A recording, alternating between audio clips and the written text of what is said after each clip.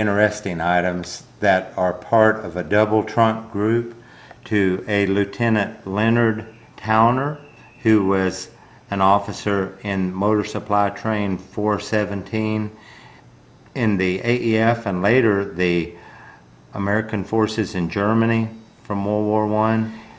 Lieutenant Towner saved a number of remarkable items from his military experience, and the two trunks were filled with his uniform, equipment, and a lot of those different items.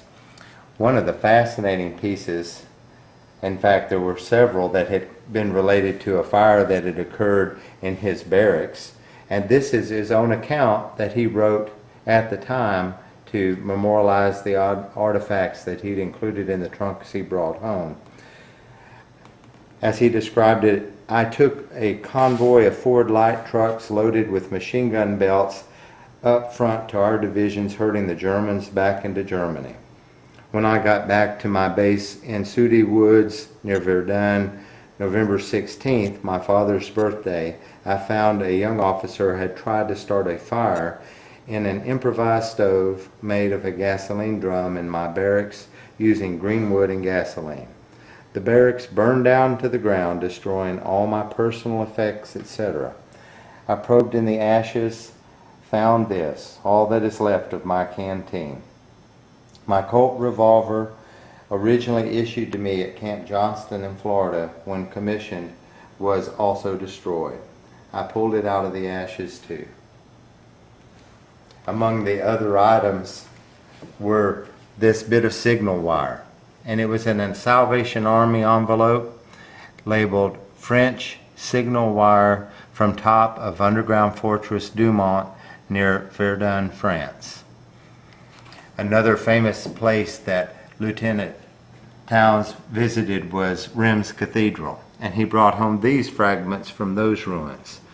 A fragment of the plaster wall with the paint still there after centuries, and a fragment of the slate roof, and he labeled both of these his own handwriting from Reims Cathedral, World War I. This German shell fragment he brought home from the same time period, and he notes that it was fired from the Crown Prince's army against the fortress at Verdun at Dumont also. Finally, one of the strangest artifacts that Lieutenant Towns brought home was this nondescript book that was in the trunk, and it had a remarkable inscription on the inside of the cover describing the book as having been found in the attic of the German artillery school at a fort on the Rhine River.